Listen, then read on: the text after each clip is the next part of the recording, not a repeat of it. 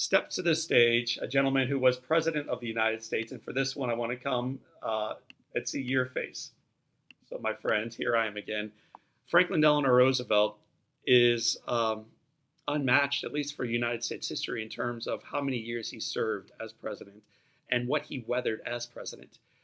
The Great Depression. The Great Depression. He was born during that time as a leader. That was when he stepped forward. I think DNA for a leader, which you all are, moms, dads, sons, daughters, business owners, HR directors, ladies and gentlemen in charge of conferences, all of us, you're called to leadership. But the real DNA of leadership shows up not in times of abundance. That's easy. It's sunny outside. It's easy to dance when it's sunny. It shows up in time when the headwind is blowing, when the markets are dropping, when people are scared and they're running for the exits. That's when the DNA shows up. That's when you and I show up. That's when FDR showed up in the midst of the Great Depression. Then, to make things even more challenging, the outbreak of the Great World War II. And on his fourth inauguration, this man who had been besieged the majority of his life with polio rises from his wheelchair. Legs with the braces on, he makes his way to the podium. And near the very end of his presentation, in front of a massive audience in DC and those tuning in at home on the radio, he spoke words that I think you and I need to hear today. And then we'll get to your challenges. These were the words Franklin Delano Roosevelt shared from the podium. They're some of my favorite. Do you want me to use my John O'Leary voice or my FDR voice? Okay, we'll do the FDR voice. The great fact to remember is that the trend of civilization itself is forever upward. I'm going to put this slide in front of you so you can see it loud and clear rather than just my own face. The great fact to remember is that the trend, again, these words are coming from a guy who's gone through polio, endured the Great Depression, and is finally coming through World War II. The great fact to remember is the trend of civilization itself is forever upward. And he doesn't stop there. That a line drawn through the middle of the peaks and the valleys of the centuries always has an upward trend. My friends, my faith reminds me of this truth.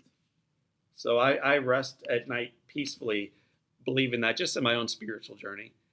But also for you history students and you scientists and you guys who are more into currency, employment, satisfaction, whatever you want to measure, fine.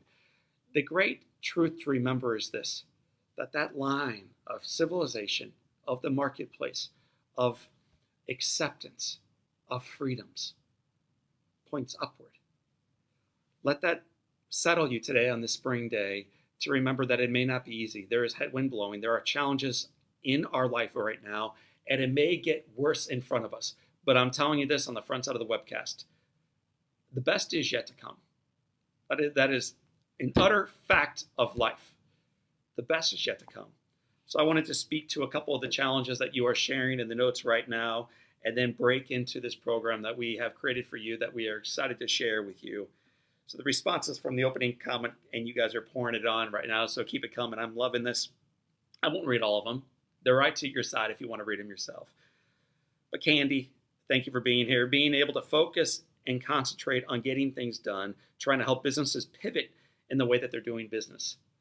Awesome, Candy. You and almost everyone else out there are trying to figure out, how do I do this work that I used to do in the new economy, in the new way we are doing things under lockdown? Me too. Meredith, I bet I know who that is. Meredith, welcome. I think the biggest challenge is the ambiguous uncertainty that we are all experiencing right now. It feels like the world has come to a complete halt. Yes, indeed. Thank you, Meredith. Jody, my biggest challenge? Being the light in my home with 3 teenagers and my 81-year-old mother, a hardworking husband. Lots to be grateful for, certainly. But I'm struggling in short with self-control. We're going to talk about that here in a moment, Jody. Christy, reducing hours, possible layoffs, fear, and uncertainty. Yes, and yes, and yes, and yes. Desi, but I know who you are, Brother Desi. Staying on top of communication for our organization and our community, trying to keep everyone reasonably calm. I think that's really well said. Not totally calm. There's headwind blowing. There is a lot of uncertainty. There is smoke coming on the horizon. Keep them reasonably calm, but also keep them moving forward together, faithfully, boldly, audaciously. And then finally, we'll go with CJ. CJ trying to stay focused, positive, and keep perspective with the constant change. Yes, and yes, and yes. And for those of you still coming online right now, keep the comments coming. So how do we manage through this storm? How do we stay reasonably calm, Desi, but also reasonably confident that we too can weather this and that the best is yet to come? I was speaking to a co-worker earlier today in a meeting that we had, and I was sharing with my friend, I think what the greatest generation taught us is not how to weather a storm, like a Great Depression or World War II, not only how to weather it, but how to be redeemed and made better because of it. I think most of us are going to weather the storms of life. We're going to weather through wars. We're going to weather through recessions. We're going to weather through adversity. But are we going to be changed in that moment for the better or for the worse? And the Great Depression did this. They remained changed forever for the better. In March of 2020, with great uncertainty, great reason for concern, we have an opportunity today to refocus on what we have control over, to step forward into the headwind, to take as many brothers and sisters along the ride as we possibly can, and never to look back on who we once were and how we once did life, but to do it renewed, to do it better, and to do it together. What a gift. What a gift. So today, class, I wanted to paint a picture for you of where we're going and give you 3 takeaways that you can absolutely expect to receive in the next 45 minutes. We're going to race, but you can expect to receive these during the Lunch and Learn today, Pivoting into Adversity with John O'Leary, webcast number 1. Here we go. I want you to be able to own your mindset, your thoughts, and your actions to stay grounded and grateful, reasonably calm, Desi, during this time of unease. So own your mindset, own your thoughts, own your actions to stay grounded and grateful during this time of great uncertainty with reasonable calmness. Secondly, to identify your true north. I love this one. To expand your relentlessness and to guide your actions forward.